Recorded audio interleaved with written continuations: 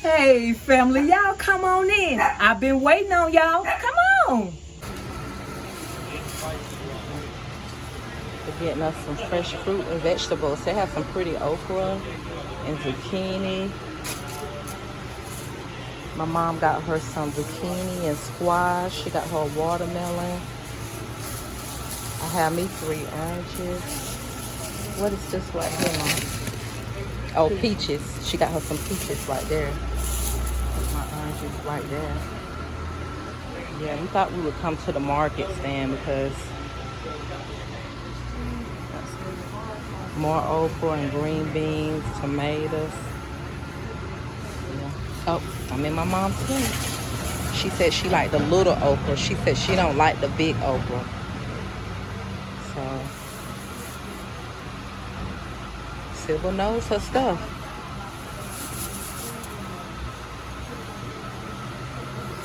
Go over here and see what they got. They got nuts. See, big old fan to keep you cool.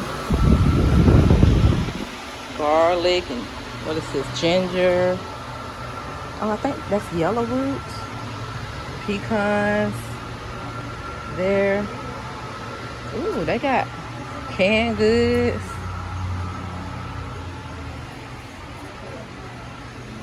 Onions. Different kinds. The white, the purple, the sweet. We don't eat pork, but they got it. Country ham and stuff like that, but we don't do that. All types of potatoes. All kind of canned goods. Good old country store. Got cheeses and butters, eggs, drinks, a little bit of everything. I think I'm gonna get me a cold juice.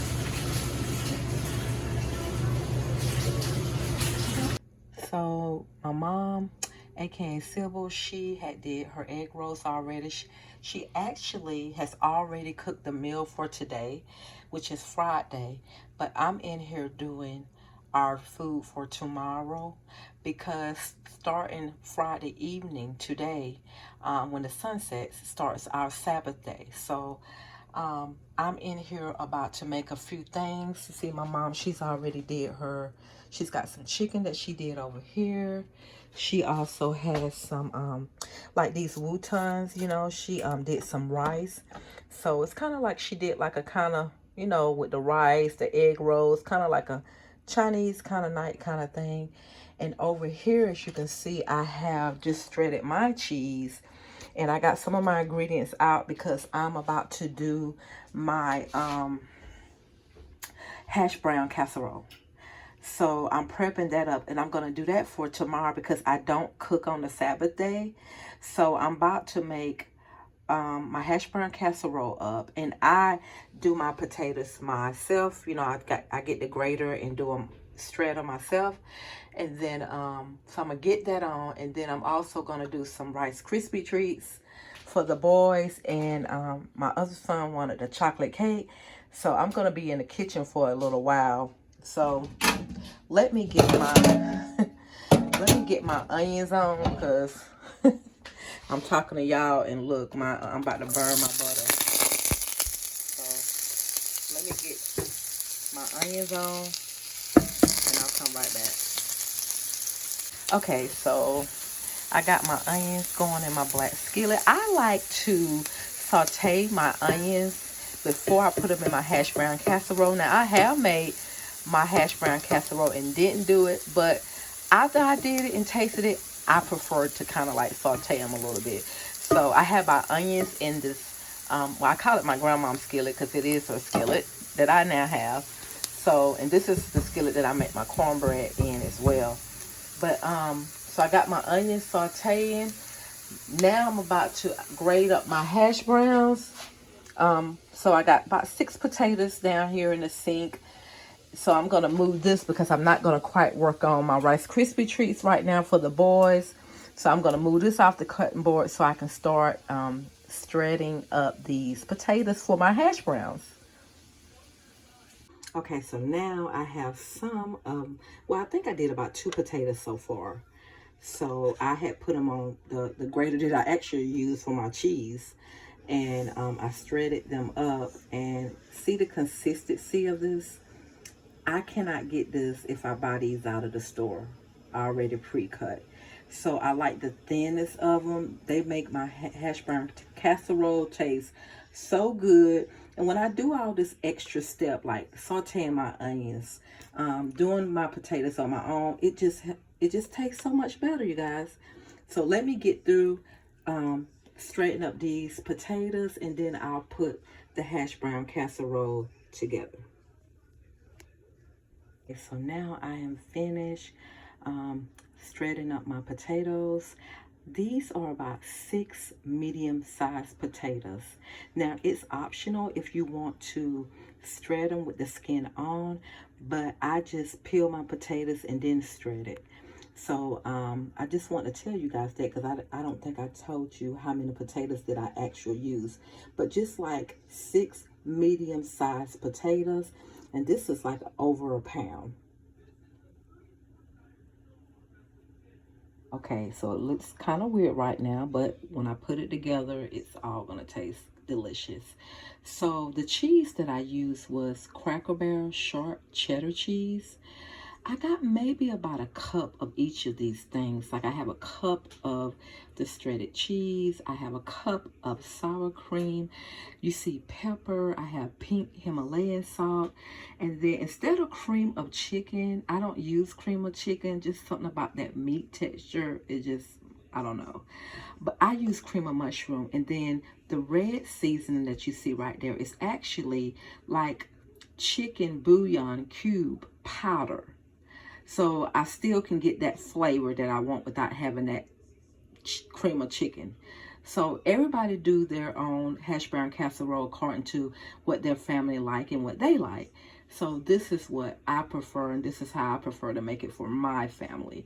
So let me get all this mixed in. And of course, you know, that's the hash browns down here, which is the shredded potatoes. But I did not tell you that after I got to straighten the potatoes, I kind of like squeezed it so I can drain some of that excess water off of it. So yeah, so let me get this together and put it in a pan so I can put it in the oven. So let me also say that I'm going to keep it in the oven for about 35 minutes on about 350, 360. You guys, I forgot the onions. You remember the onions that I sauteed in my grandma's skillet? So there they go. I'm going to add it to this mixture. I almost forgot. Okay, so I'm going to do my hash brown casserole in this lovely glass dish that I have here. And I'm also going to spray my pan with this Clearly. And it's extra virgin olive oil. And it's organic. So I'm just going to spray the glass dish with this. Okay, so now I have my hash brown casserole in my glass dish. So now I'm getting ready to put the remaining Cracker Barrel sharp cheddar cheese on top of it. And I don't have to worry about covering every inch because I did put some Cracker Barrel cheese, sharp cheddar cheese, inside of the casserole. So it's already going to be good and cheesy and things like that. So, yeah. And I love to just grate up my cheese myself. Now, sometimes, yeah, I'll buy it. But a lot of times it depends on what I'm making. Like if we having tacos, I want to do my cheese myself. Certain casseroles, I want to do my cheese myself. You know, I'm just my grandmother's daughter. Granddaughter. So yeah, I'm just putting all the cheese over the casserole. So again, I'm gonna put this in the oven on about 350 for about maybe 35 to 40 minutes. Let's say that to be on the safe side, you know. So yeah, look at that. But let me get this in the oven because I have some Rice Krispie treats to make, and I also have And that's a mushroom right there, because this is cream of mushroom. I know that kind of look weird, but that's a mushroom. So as I was saying that I do have Rice Krispie treats to make, and I also have a chocolate cake to make. So let me get this in the oven.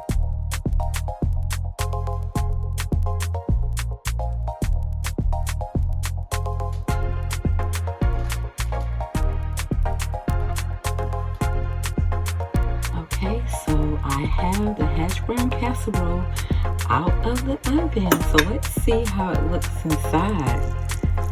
Let's see. Is it creamy? I hope so. Let's see. Look at that.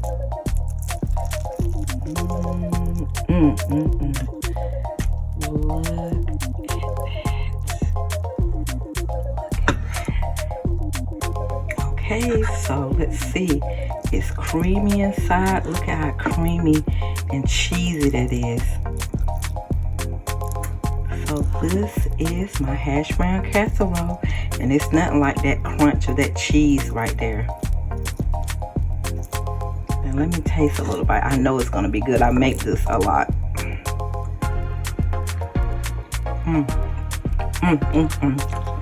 Yeah. Yep. Delicious.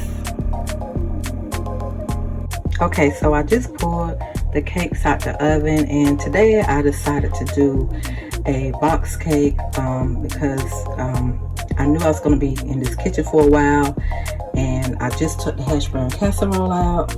So I finished these.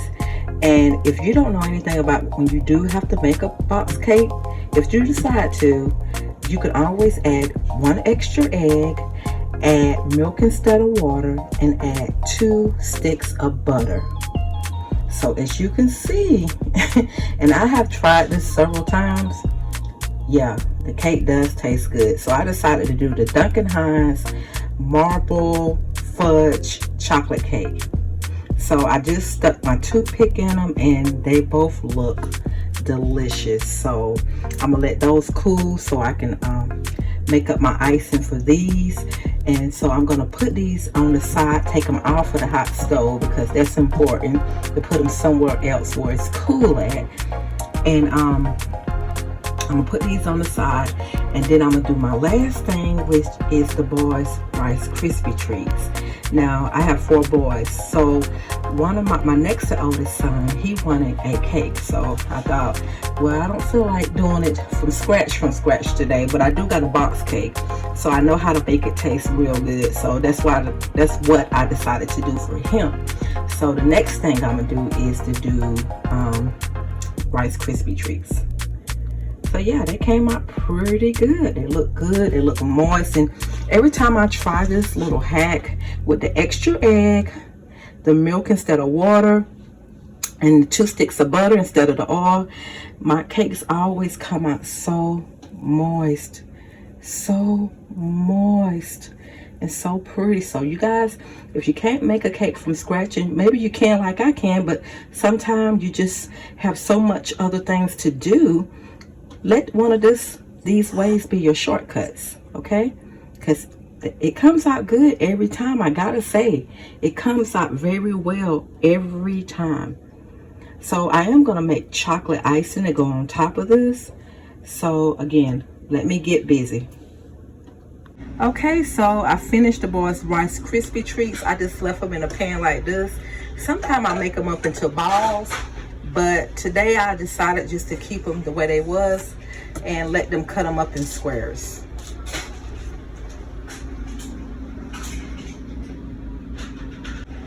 Okay, so my mama said she wasn't finished cooking, so I had to come back in here and show you guys her vegetable fried rice. So she got squash and zucchini and onions in there, and she also did something that I wanted today, which was some okra, you guys. So I'm definitely going to get me some okra.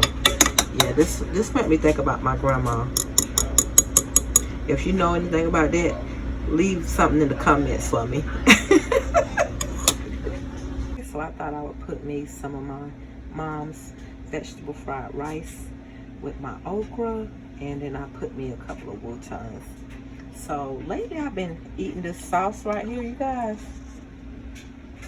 Just look at that. It's already sauced up. It's already sauced up. That's how good it is.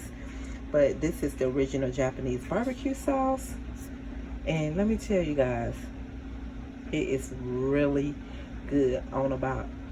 Okay, so I finished my son's chocolate cake. So I'm about to cut a slice out for you guys so you can see how it looks on the inside. Okay, so here is the slice of cake. As you can see, all that moistness inside of it. And this was the slice that I've just cut out of it. There. See how moist it is? So my son said he wants this slice of cake, so I'm getting ready to give this plate to him. There you go.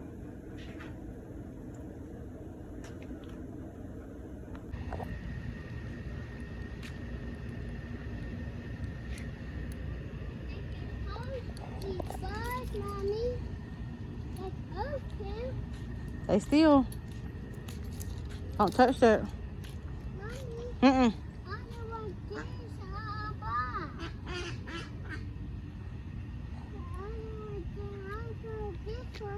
I got, Mommy. Mm-hmm.